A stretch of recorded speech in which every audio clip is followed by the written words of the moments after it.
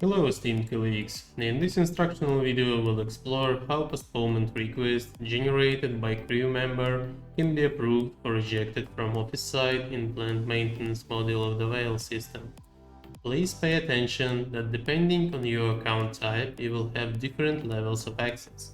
In this video we are speaking about office employee, which most likely will have higher access level to be able to approve or reject postponement request. Let's assume that crew member already created postponement request for the task. We can view it in blue notification section available from any module.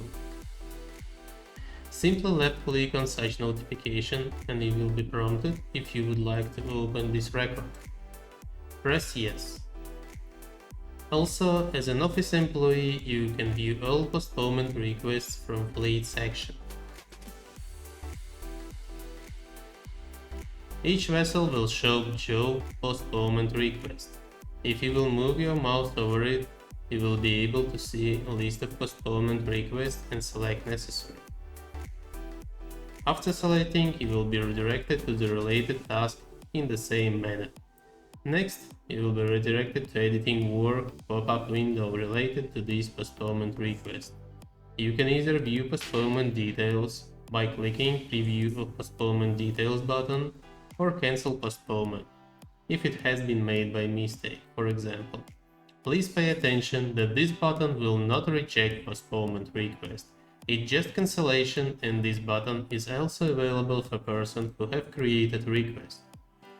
Press on Preview of Postponement Details button. Pop-up window will appear showing you name of the request. It is being taken from task name by default. Also, comment and expiry date.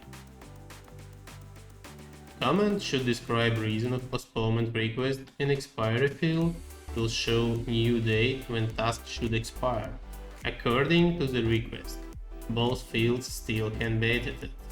After reviewing details, office employee can either accept or reject request. Hope you will find this video helpful. Thanks for watching.